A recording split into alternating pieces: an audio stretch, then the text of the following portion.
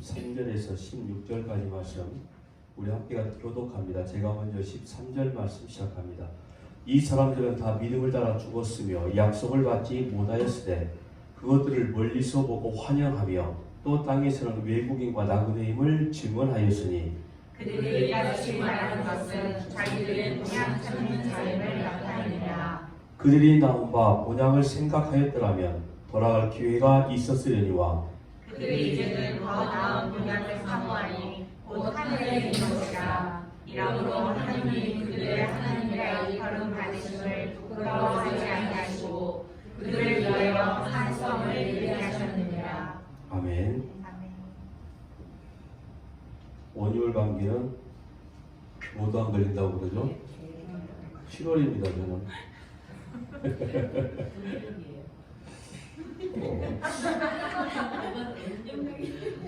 아 그런 거예요? 운명이었군요. 지난주 주일 저녁부터 조금 상태가 안 좋더니 목, 금, 토 오늘까지 아주 정점을 찍네요. 목소리가.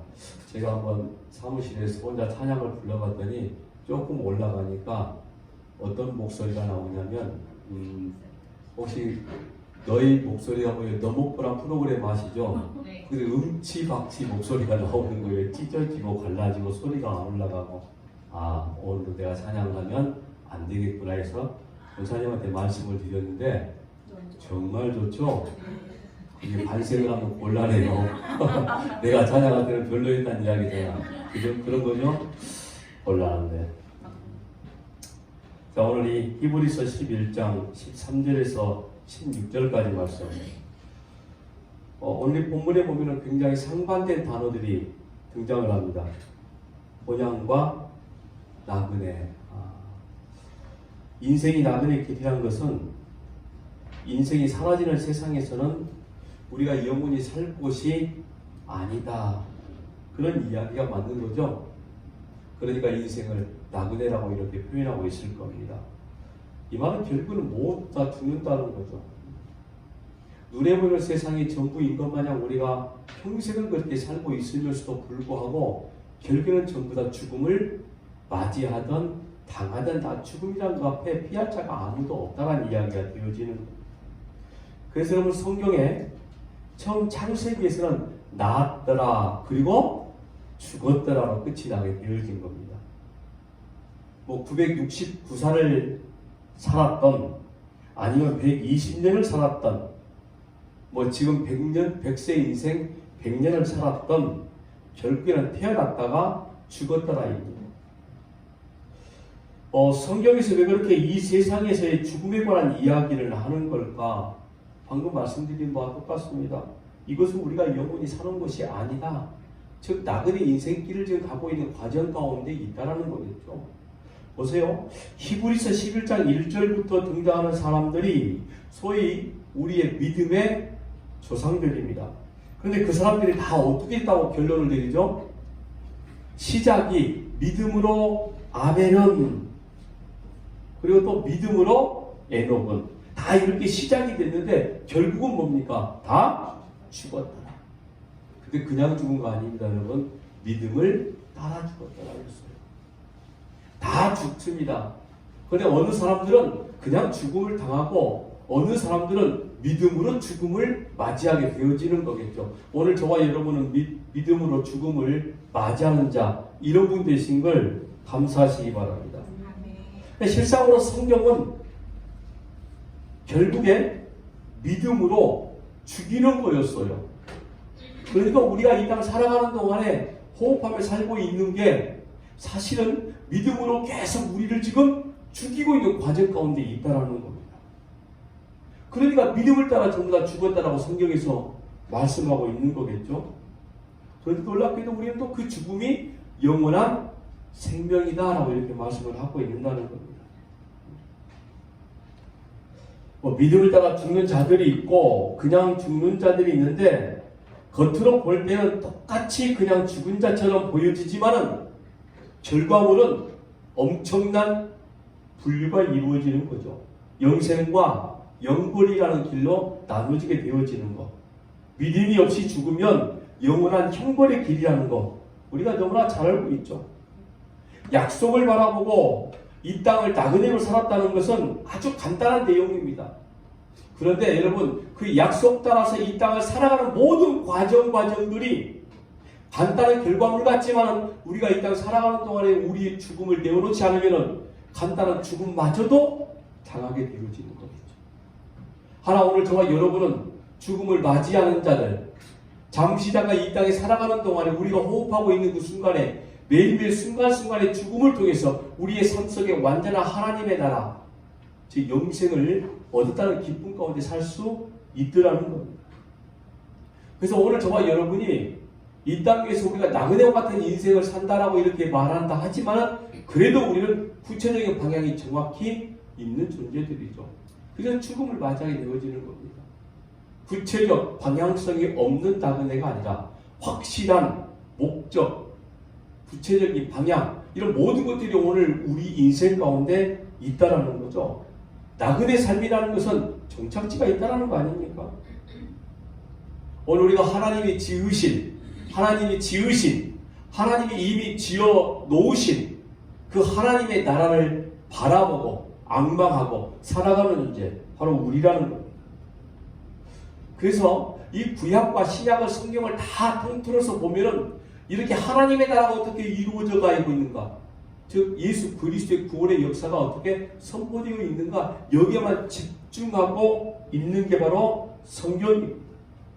여러분, 구약에서 믿음을 따라 죽은 사람들은 한결같이 전부 다 약속을 믿었던 사람들입니다. 잘 생각해 보세요. 믿음을 따라 죽었다는 것은 약속을 보고 믿었다는 건데 그 약속의 실체가 누구이시죠?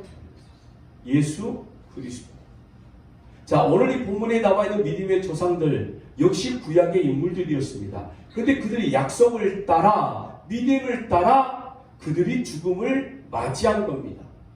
그럼 그들은 지금 예수를 안다는 거예요? 모른다는 거예요? 그렇죠. 안다는 겁니다.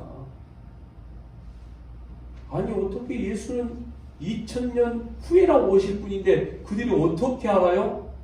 그걸 제가 어떻게 합니까? 성경에 나와 있는 걸. 믿음을 따라 죽었다면 그들의 믿음은 구속사건을 믿었다는 거예요. 이미 그러니까 정확히 성경에서 에녹이 아니면 노아가 일일이 예수 그리스도를 어떻게 믿었더라라고 말하고 있지 않는다 할지라도 오늘 저와 여러분이 성경을 통해서 알 수 있는 건 확실한 사실은 구약의 인물들이 구원을 받았다면 그들이 약속을 믿었더라 했으니 그들은 분명히 예수를 믿었더라 이겁니다. 그러면은 약속을 받지 못하였다라고 오늘 본문에 나온 단어가 있습니다. 그 말은 무슨 말인 거죠? 약속을 받지 못했다는 것은 즉 언약, 구원을 말하고 있는데 그들은 구원을 받지 못했다는 거예요. 그 약속의 실체이신 예수 그리스도를 아는 자만이 구원을 받게 되어지는 겁니다. 그러니까 여러분, 예수님이 십자가에 못 박히신 것은 2000년 전 아니면 그 시대에 한 2000년 후의 사건 같지만 실제로는 그 이전의 약속 가운데 이미 전부 다 이루어져서 구약의 모든 사람들, 즉 언약을 믿어서 구원을 받게 된 모든 사람들은 예수 그리스도를 알고 간 사람들이라는 겁니다. 여러분, 이 사실이 놀랍지 않으세요? 저는 성경을 보다가 문득문득 특별히 이 히브리서 말씀을 한 주간 동안 내내 묵상하고 여기저기 문헌도 살펴보고 주석도 보면서 깜짝깜짝 놀라는 게 이거였습니다. 도대체 이들이 믿음의 조상이라고 말하는데 단순하게 하나님이 이끄셔서 그들이 하나님의 나라로 옮겨졌느냐? 그게 아니었다는 거예요. 약속, 언약. 우리가 언약, 약속하면 우리가 구약의 언약을 떠올릴 수 있는 거죠. 근데 구약의 언약을 실제로 그들의 몸 그대로 이루어졌던 사람들이 바로 구약의 믿음의 조상들이라는 겁니다. 약속의 실체 가운데 그들은 그들의 인생을 살아냈던 사람들이라는 거죠. 여러분, 이게 그래서 구원의 신비라고 이야기하고 있죠. 그런데 더더욱이 놀랄만한 구원의 신비가 어떤 겁니까? 2000년 이후의 원을 저와 여러분이 믿고 있다는 거예요. 더 놀라운 거죠. 그들은 구약의 실체 속에서 언약의 실체 가운데 있었고 신약에 있는 사람들은 실존을 보게 되어졌고 우리는 실체와 실존을 실제로 보지 못했는데 2000년 후에 오늘 우리가 믿고 있다는 거. 굉장히 놀랄 만한 사실이죠. 우리는 십자가 현장에 없었습니다. 보지도 못했습니다. 근데 왜 그걸 우리가 믿게 되냐고요? 어떤 그 믿음이 우리에게로 왔습니다. 그래서 제가 지난주에 말씀드렸죠. 믿음은 절대로 내가 만들어내는 사유화되는 것이 아니다라는 말씀을 드린 거예요. 2000년 전에도 예수님이 십자가에 못 박히시고 그 당시에도 2000년 이후인 지금도 아니면 또 지금보다 시간이 1000년이 흘러가서 또 3000년 이후에 역시 마찬가지. 보지도 못하고 알지도 못하지만 그 실존이신 예수 그리스도가 믿음으로 우리 안에 들어오게 되니 우리가 예수를 믿게 되더라는 겁니다. 그래서 오늘 저와 여러분에게 베드로 사도가 말하기를 거룩한 무리라 이렇게 이야기를 하는 겁니다. 거룩한 족속이다. 베드로전서 2장 9절이죠. 그러나 너희는 택하신 족속이요 왕같은 제사장들이요 거룩한 나라요 그의 소유된 백성이니 이는 너희를 어두운 데서 불러내어 즉 부르심을 말씀하고 있는 거죠. 그의 기이한 빛에 들어가 계신 이의 이 아름다운 덕을 선포하게 하려 하십니다. 아직 이 땅에서 불확실한 모습으로 살아가고 있으면서도 우리는 이미 거룩한 나라, 거룩한 족속이 되었다는 겁니다. 자, 보세요. 믿음의 선진들이 믿음을 따라 죽었다.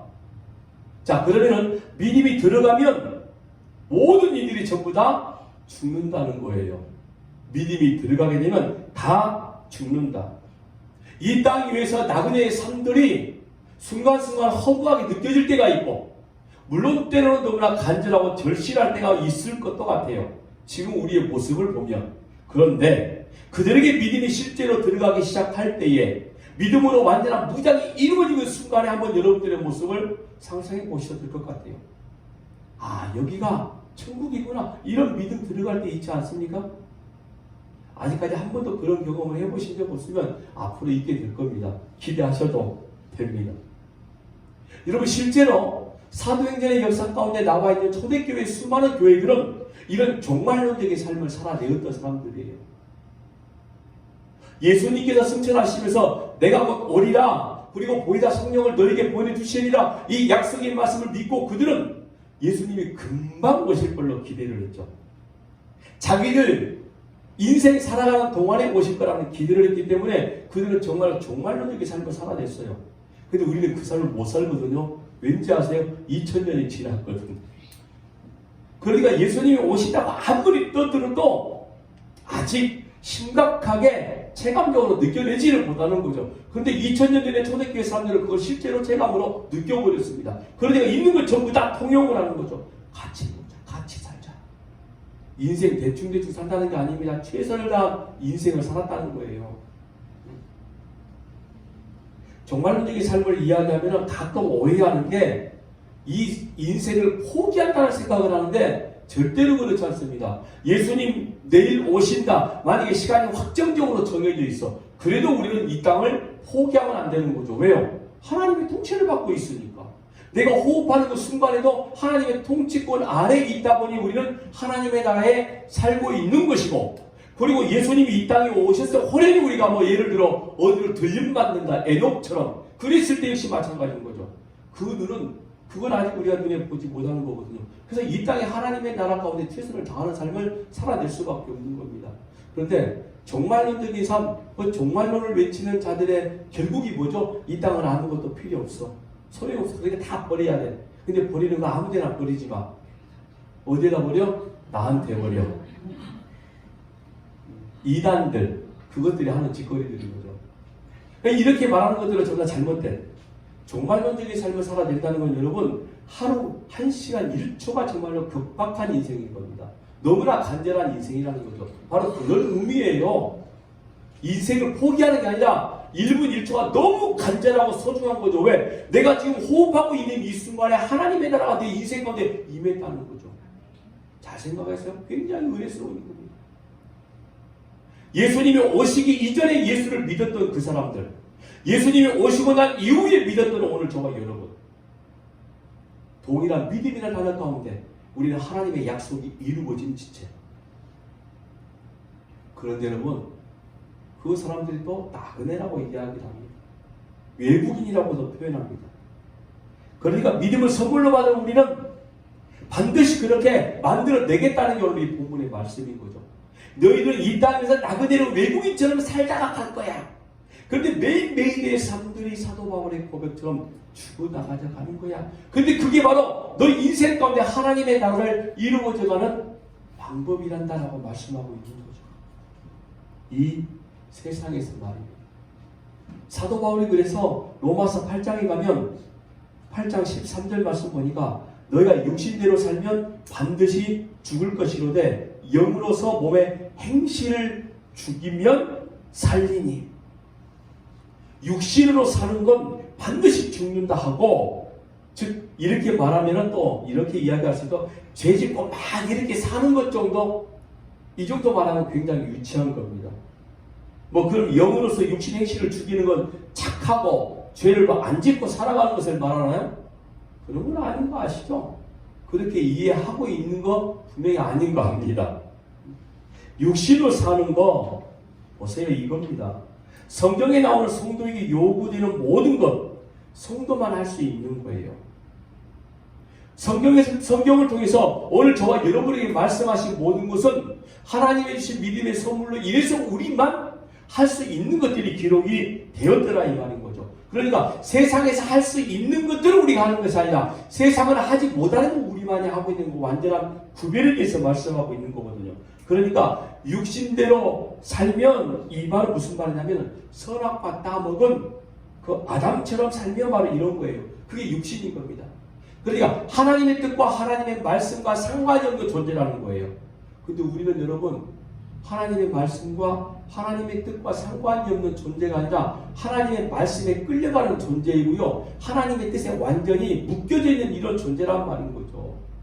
그래서 이 땅 우리가 나그네로 외국인으로 살아간다 할지라도 우리는 이미 하나님의 뜻에 완전히 묶여져 있어서 그 묶여져 있는 인생, 하나님의 뜻대로 그냥 이끌어 가버리는 거예요. 하나님이 영광을 받으실 그 자리까지. 그러니까 우리는 늘 끌려간다는 표현을 제가 하고 있는 겁니다. 왜 우리의 악한 아담적 습성은 뭐죠? 끌려가지 않으려고 무던히 애를 써. 내 육신의 소욕을 어떻게 하면 한번 감당해볼까, 한번 이루어져볼까, 만들어내어볼까, 이런 생각들을 하고 살고 있거든요. 근데 하나님은 이렇게 말씀하지 않습니까? 육신의 소욕을 죽여주는 거예요. 좀 쉽게 끌려와라 말이 이런 말 아니겠어요? 쉽게 끌려가시기 바랍니다. 질질질 끌려가지 마시고 같이 손잡고 가는 게 얼마나 보기 더 좋고, 그걸 성경에서 동행이라고 이야기를 하는 겁니다. 누가 그랬습니까? 에녹이라는 인물이 그랬지 않습니까? 우리가 지지난 수업에 배웠던. 여러분, 육신이란 단어 창세기에서 처음 등장하는 곳이 어디냐면요, 창세기 6장 3절입니다. 같이 한번 읽어볼까요? 영혼이 사람과 함께 하지 아니하리니 이는 그들의 육신이니라. 그러나 그들의 날이 120년이 되리라. 여호와께서 이르시되 나의 영이 영원히 사람과 함께 하지 아니하리니 이는 그들이 육신이 됨이라. 이들은 지금 어떤, 이 창세기 6장 이후에 어떤 내용이 나오는지 아시죠? 노아의 이야기가 등장합니다. 창세기 6장 17절입니다. 내가 홍수를 땅에 일으켜 무릇 생명의 기운이 있는 모든 육체를, 여기 육신과 육체와 같은 단어입니다. 천하에서 멸절하리니 땅에 있는 것들이 다 죽으리라. 하나님의 영이 떠난 자, 하나님의 영이 없는 자, 육신, 육체라고 이야기를 합니다. 그런데 내가 그들과 다시 함께 하지 않겠다. 왜요? 그들이 육체가 되었습니다. 이게 뭐냐면 하나님의 신이 떠난 상태, 하나님의 신이 떠났다는 건 지 마음대로 지가 인생의 주인공이 되고 지 마음대로 뭔가 해볼 수 있다고 자신만만하게 드러내고 있는 존재, 바로 이런 존재가 바로 아담적 습성이라고 이야기하는 겁니다. 너는 선악과를 먹지 마. 그래야 네가 살 수 있어. 라고 이렇게 말했는데 아담은 이런 거였죠. 내가 저걸 먹으면 더 잘 살 수 있을 것 같아. 하나님이 이미 내게 내 인생 주었으니 이제는 내 거니 하나님은 그만 상관하지 마세요. 이거였죠. 아담들 속성이. 그게 육신대로 사는 겁니다. 그게 바로 하나님의 영이 떠난 자의 결과물인 거예요. 그런데 영으로서 그 육신을 죽인다는 건 뭡니까? 성령이 들어와서 그렇게 살지 못하도록 계속 성령이 지적질하는 거예요. 우리를 찔러대는 거죠. 말씀을 통해서 때로 내 마음에 감동을 줘서 때로 찬양을 하다가 때로는 시시때로 걷다가 기도하다가 무시고 계속 우리를 찔러대는 겁니다. 야, 너 인생 이렇게 살아가는 거 아니라니까. 너는 바로 하나님의 자녀라니까. 네 인생은 이제 내게 저자 잡혔기 때문에 네 마음대로 살아갈 수 있는 게 아니야. 어느 순간에 내가 딱 걷어가면 너는 올 수밖에 없는 이런 존재야. 내 안에 이런 소리들이 매일매일 숨고 있어. 그런데 어떤 분들 보니까 한 30년 만에 이런 소리 듣는 분도 있더라고요. 예배당이 나왔긴 나왔는데 30년 동안 그냥 예배당 마당만 받고 왔다 갔다 한 거예요. 근데 30년 만에 그걸 알아버렸어요. 얼마나 다행입니까? 길다라고 느껴지세요?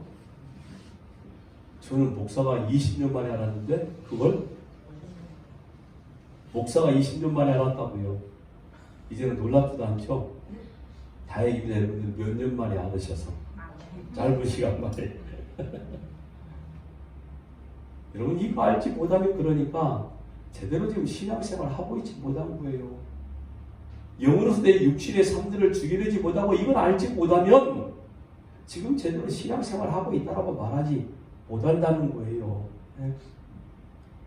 육신은 지금 죽어가고 있는데 그 죽어가는 육신으로 뭘 그냥 그렇게 한번 해보겠다고. 그것도 성경을 통해서 뭔가 자꾸 만들어내고 있는 거 아닙니까? 성도라는 거룩한 무리라는 이름을 가진 자들이 말이에요. 보세요 여러분, 성도란 이름, 즉 교회란 이름 어떤 겁니까? 우리 존재는, 우리의 신분은 교회, 성도라는 것은 구별된 예수 그리스도의 신부라는 말이에요. 그런데 육신으로 살고자 하면 신랑과 상관이 없는 신부. 여러분 신랑과 상관이 있는 신부는 있을 수 없는 거예요. 근데 자기는 이렇게 말하는 거죠. 나는 그리스도의 신부야. 육신으로 살고 있으면서. 아담적 속성 그냥 그대로 가지고 있고 그게 자기 인생의 전부인 것 마냥 거기에 매진하고 목적, 목표 다 세워놓고 열심히 뛰어가고 있는 존재. 여러분 가짜 인생을 살고 있는 거예요. 결국에 언젠가는 돌아올 겁니다.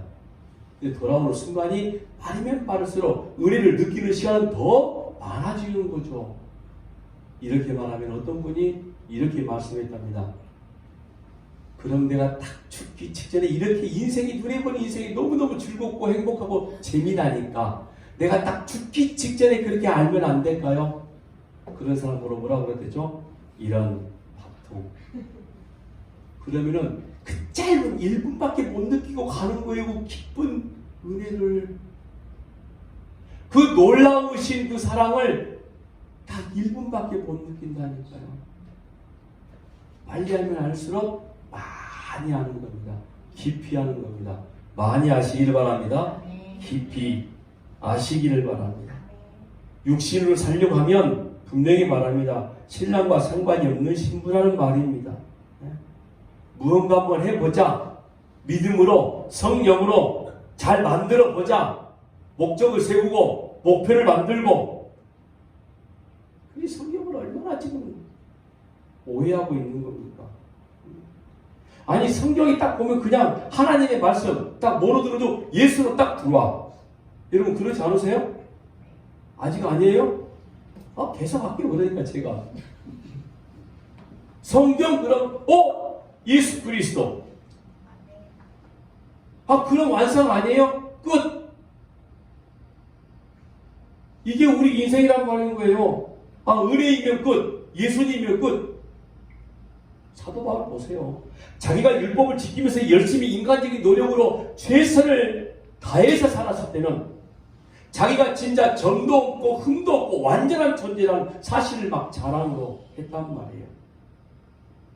그런데 그가 예수님을 만나고 난 이후에 복음 전파, 하나님의 나라 말씀을 아주 왕성하게 선포하고 있을 때에 로마서 7장에 말하기를 내 인생 너무나 힘들다. 이 악한 사망의 몸에서 과연 누가 나를 건져낼 수 있을까? 이 탄식을 왜 했냐고요. 복음을 몰랐을 때 자신이 있었던 인생이 복음, 예수 그리스도를 알고 난 그 인생이 된 순간부터 모든 걸 다 얻게 되었는데 그 순간 그 입에서 나오는 말이 야, 큰일 났다. 나는 이미 죽어버린 존재였구나. 이걸 아는 게 그래서 믿음이라고 이야기를 한다는 거예요. 여러분 사도 바울이 그때는 가장 활발하게 사역할 때입니다. 귀신을 쫓아내는 거 예사였습니다. 아시죠? 손수건만 던져도 질병든 자가 치료받게 되고 죽은 자가 살림받게 되어지고 복음 한번 선포하면 수많은 사람들이 떼거지로 몰려왔단 말이에요. 저도 한번 입을 딱 열고 설교하면 사람들이 막 들어왔으면 좋겠다는 상상을 가끔 해봐요. 어제 저녁에 꿈도 그렇게 꿨어. 막 밀려드는 거. 좋아하지 마세요. 꿈이라니까. 어쨌든 꿈속이라도 기분이 나쁘진 않았습니다.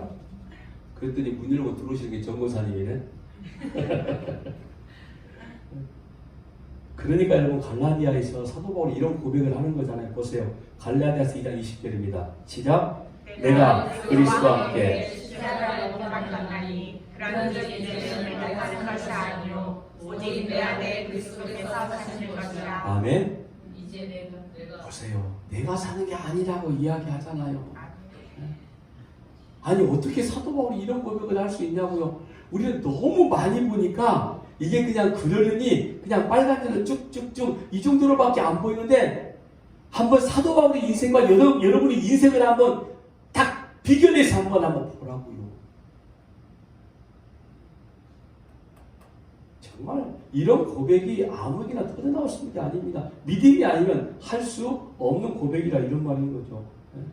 그러니까 내가 사망의 몸이고 내가 할 수 있는 것은 아무것도 없다. 라는 걸 인지하는 게 신앙생활이고 바로 믿음이 있는 자들의 고백인 겁니다. 그러니까 믿음이나 우리의 성숙 이런 것들은 절대로 내가 사유할 수 있는 게 아닌 겁니다. 예수 그리스도가 내 안에서 행하는 일의 결과물이 되어지는 거죠. 그러니까 우리는 죄인이고 나그네이고 오늘 본문의 외국인이라고 하는 겁니다. 사복음서에 나오는 가늠한 여인 이야기 아시죠? 가늠한 여인 현장에 걸려 잡혀온 여인을 예수 앞으로 유대인이 끌고 오잖아요. 그들을 돌로 쳐 죽여야 된다고 이야기하고 율법에 그렇게 말했으니 당신 어떻게 할 거야? 예수께 물어보는 거 아닙니까? 왜냐하면 예수가 만나는 사람마다 죄인들을 만나고 있으니 분명히 문제가 있는 지가 아무리 메시아라고 떠들어도 메시아가 아닐 거라는 거죠. 율법을 모르면. 그래서 율법대로 네가 한번 처리 한번 해봐라 이런 거였죠. 근데 예수님이 땅에다 뭘 막 쓰시죠. 그리고 말하기를 죄 없는 자가 쳐봐 했더니 다 돌아가잖아요. 아무도 치지 못했다는 것은 그 사람들 전부 다 죄인이라는 뜻인 거죠. 다 갔습니다.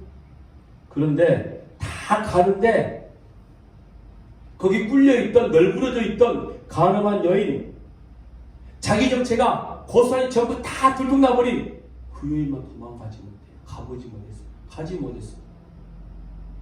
만약에 현장에 우리가 죄인의 모습으로 끌려왔다고 한번 상상을 한번 해보자고요. 다른 사람들이 가버렸을 때 혹시 나도 가버리지 않을까요? 그런데 왜 이 가늠한 여인은 가지 못했냐? 갈 데가 없거든요. 자기 존재를 알고 있는 예수밖에 없다는 걸 그때 그 여인이 알아버린 겁니다. 그래서 내가 죄인이라고 고백을 하는 거예요. 사도 바울이 그런 거였어요. 자기 인생 찬란하게 자기 머릿속에 마음속에 새겨지는 수많은 율법의 지식을 가지고 수많은 사람들을 동요하고 끌고 오고 설득하고 자기들의 제자로 만들고 그런 사도 바울이 예수 앞에 딱 그냥 무릎 꿇어 아예 3일 동안 보지를 못하고 예수의 빛을 바라보자마자 와 내가 죄인이었구나 예수 앞에 딱 끌려나와 난 떠나가지도 못하고 온전히 죽음을 맞이하는 그 순간까지 복음만 전하다 죽어버리는 거잖아요. 그게 바로 이 땅을 살아가는 믿음 있는 성도, 즉 나그네와 외국인 같은 삶이라고 성경에서 말씀하고 있는 거예요. 가늠한 여인 나와 상관없는 존재가 아니라 지금 우리의 모습을 이야기하고 있는 거 아닙니까? 가늠한 여인과 마찬가지로 우리는 다 똑같은 호세아의 아내 고멜과 똑같은 존재예요. 우리 이야기란 말인 거죠. 그러니까 여러분, 이 세상 속에서 내가 얼마만큼 큰 죄인이고 하나님의 은혜가 아니면 나는 도무지 살아갈 수 없는 존재라고 아는 존재는 예수님을 떠나가지 못하는 거죠. 이게 바로 믿음으로 죽였다라는 겁니다. 오늘 본문에. 그러니까 믿음으로 죽어있는 존재는 그 믿음의 실존이신 예수 그리스도를 떠나가지 못하는 거죠. 마태복음 10장 32절에 33절 말씀 보니까 누구든지 사람 앞에서 나를 시인하면 나도 하늘에 계신 내 아버지 앞에서 그를 시인할 것이요 누구든지 사람 앞에서 나를 부인하면 나도 하늘에 계신 내 아버지 앞에서 그를 부인하리라. 여기서 누구든지 사람 앞에서 나를 시인하면 이 뜻은 단순하게 그냥 내가 예수 믿어요 라고 이런 말 하는 정도가 아니라 예수의 죽음을 알고 내가 그 죽음 가운데 있는 것도 이제 내가 알고 그래서 나를 믿을 수밖에 없는 존재임을 고백하는 거라는 겁니다. 그러니까 시인한다는 말은 내가 예수님처럼 죽어져서 내가 비록 십자가에 달렸지는 않았지만 그 십자가에 달린 것과 똑같은 존재라는 것을 아는 자를 시인한다 이런 말인 거죠. 하나님의 아들임을 아는 거죠. 예수님이 십자가에 죽으시니 어떻게 됐죠? 예수님이 십자가에 죽으셨을 때 하나님의 뜻이 완성되어지잖아요. 뭐가요? 죄인들의 구원이. 무슨 말인지 몰라요? 너무 쉬운 걸 이야기하면 이제 우리 교인들은 그러는 거죠. 무슨 소리가 다 알고 있는데 왜 하시나 이런 거죠 지금. 그럼 내가 죽으면 누가 드러나는 거죠? 예수가 드러나는 거죠 당연히. 예수님이 십자가에 죽으셨더니 하나님의 뜻이 드러나서 내가 구원받았어. 그 내가 죽었더니 예수가 당연히 증거되어지는 거. 그게 사는 삶이에요. 그러니까 믿음이 내 안에 들어오면 나는 무조건 죽는 거죠 그렇게. 예수님의 죽음이 내 몸에서 계속 나타나는 거. 이게 바로 죽어야 된다는 겁니다. 매일매일 죽는 거예요. 그게 바로 십자가에 죽는 것이고 그러면 하나님의 뜻들이 계속적으로 지금도 나를 통해서 선포되고 보여지는 거. 입으로 열고 무조건 끄집어오는 게 전도뿐만 아니라 이런 삶들이 바로 전도의 삶이라는 거죠. 그래서 전도가 미련한 방법이라고 이야기하는 겁니다. 왜요? 십자가에 죽으심은 너무나 처참하고 미련한 방법이야. 그래서 전도가 미련한 방법이라고 이야기하는 거예요. 그래서 우리는 매일매일 삶 속에서 내가 죽어있는 삶들이 모든 자에게 보여지고 증거되고 나타나기 시작하면은 사람들이 주께로 돌아오더라고. 원하는 것을 우리가 손길로 오면 좋겠는데 다른 교회도 가요. 그렇게 돌아오는 거예요.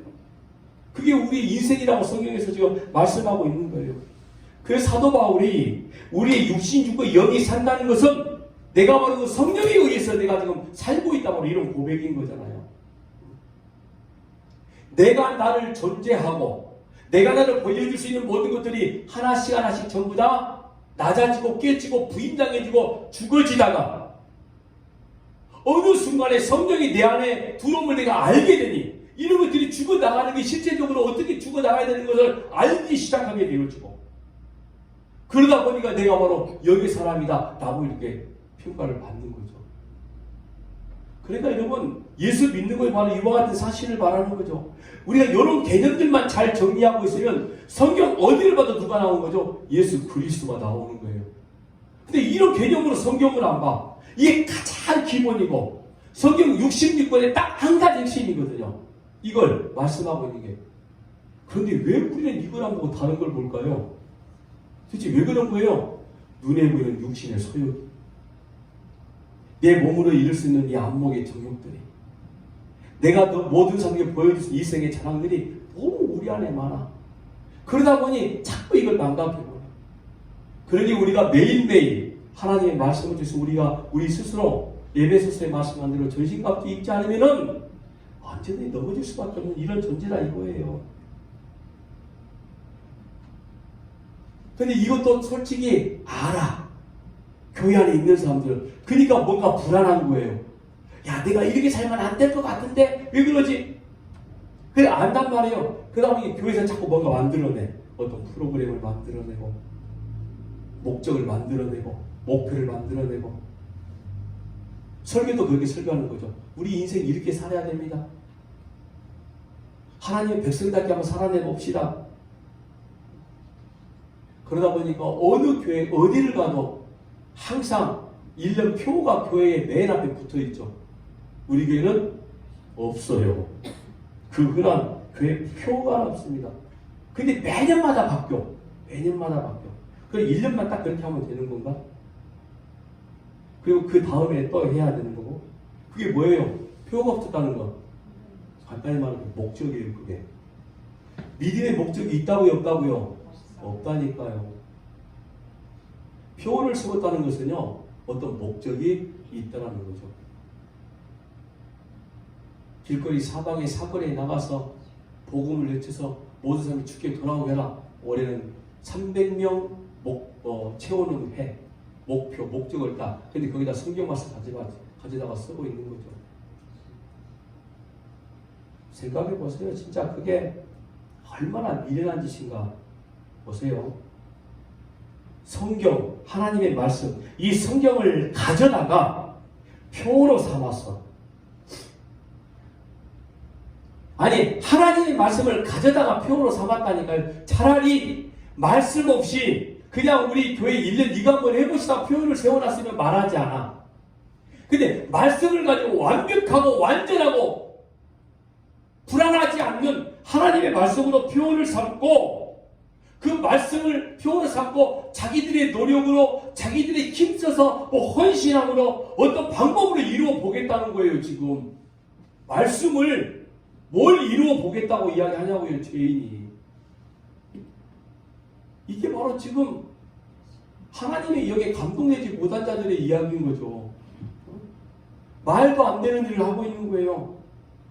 그냥 예수 잘 믿으면 됩니다. 제대로 믿으면 되는 거예요. 사실 이미 완료되어 있다라고 말하고 있잖아요. 보세요. 보면 16절. 그들이 이제는 더 나은 본향을 사모하니 곧 하늘에 있는 것이다. 이러므로 하나님이 그들의 하나님의 일컬음을 받으심을 부끄러워하지 아니하시고 그들을 위하여 한성을 예비하셨느니라. 이미 완료된 구원 아닙니까? 이미 완료된 목적이 우리 인생은 이루어져 버렸다 이 말인 거죠. 그런데 완료된 사람들을 구원을 받은 우리는 지금 눈에 보이는 인생 속에서 다시 보내서 뭘 자꾸 만들어 보겠다고요? 하나님은 절대로 오늘 저와 여러분의 인생을 그것 때문에 세상에 보내지 않으셨습니다. 이 땅에 살아가는 동안에 너희들의 구원이 어떻게 이루어졌는가? 이거 지금 잘 확인하고 원하는 말씀밖에 없다 이거예요. 우리가 하나님의 존재를 말씀할 때 이런 이야기 참 많이 합니다. 하나님은 우리의 머리카락까지 전부 다 세신 바 되었다. 믿어지세요? 아멘이십니까? 아멘이시죠. 근데 이게 무슨 말일까요? 하나님이 우리의 머리끝까지 세신 바 되었다. 우리는 흔하게 이렇게 말합니다. 하나님이 우리의 모든 상황을 전부 다 알고 계신다. 머리끝까지 세신 분이시기 때문에 우리의 생각도 감찰하시고 우리가 어떤 마음을 먹고 있는지 다 알고 계신다. 거기에 딱 이루의 말씀이 딱 들어가는 거죠. 그러니 하나님이 다 책임지죠. 염려하지 마. 물론 틀린 말 아닙니다. 그런데 여러분 이 말을 들으면 막 소망이 생기는 건 사실입니다. 근데 저는 이 말을 가지고 이렇게 말씀하면 성경을 다 지가 생각할 때 조금 보기 좋은 것들로 치부해버리고 있다 이거예요. 조금 각도를 다르게 한번 생각해 보세요. 다 알고 있다 이 말은 내가 내 마음대로 못한다는 말이에요. 왜 거기까지는 생각을 안 하시는지. 뭔가 좀 힘만 막 주어지면 소망만 생기면 좋은 거야. 그러니까 하나님은 우리 머리카락까지 전부 다 세고 계시니까 하나님이 전부 다 아시는데 우리가 못할 게 뭐가 있냐고요. 막 마음의 속에서 막 뭐가 끌어오르는 것 같죠? 한번 해봅시다. 믿음으로. 하나님이 다 알고 계시는데. 근데 이거예요. 근데 네 맘대로 못한다? 여기서부터는 아멘이 안 나오는 거죠. 알고 계신다는 건요. 내 인생 내게 아니라는 말이에요. 그게 우선입니다. 그걸 알면은 내가 어떤 목적을 세워도 하나님 이건 내 뜻 아닙니다.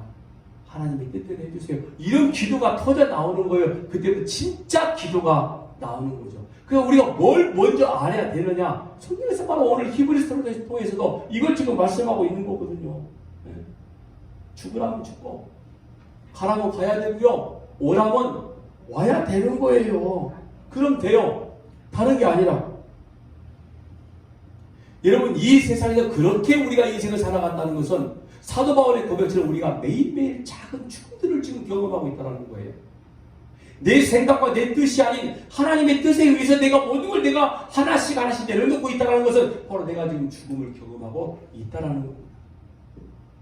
야, 근데 이걸 누가 진짜 제대로 알아듣고 있느냐 이거죠.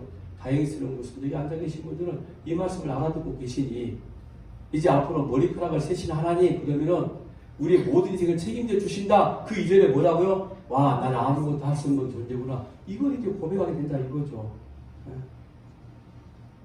그러니까 헛소리 그만 들어야 되고요. 헛소리 그만해야 돼요. 제대로 성경을 봐야 되는 거죠. 헛소리에 눈물 찔끔 나왔다고 그게 뭐 은혜 받았다고요? 아니란 말인 거죠. 뭐 어떻게 하면 능력 있는 그리스도인이 될 수 있을 것인가? 야, 괜찮죠? 제목 그러면은 어떻게 하면 이 땅에서 내가 돈을 사랑하지 않고 하나님만 사랑할 수 있을까? 책 제목이 그런 게 있어요. 제가 혹 했잖아요. 그래, 너무 좋아. 그런데 무슨 방법론들이 기록이 되어 있어. 야, 겉으로 볼 때는 근사하게 보이죠. 또 이렇게 생각할 수도 있습니다. 제가 그 책을 보자면 그래, 하나님의 백성이 돈을 사랑하면 안 되지, 일만하게 뿌리라고 이야기했는데 어떻게 하면 이 세상 속에서 내가 하나님을 욕먹이지 않는 인생을 살아낼 수 있을까? 그럴싸하고 멋지고 험나게 보입니다. 그런데 우리가 이 땅에서 그거 배고 갈 일 아니라 이 말인 거예요. 아, 나는 할 수 없는 존재구나. 여러분, 하나님이 언제 그걸 원하셨나요?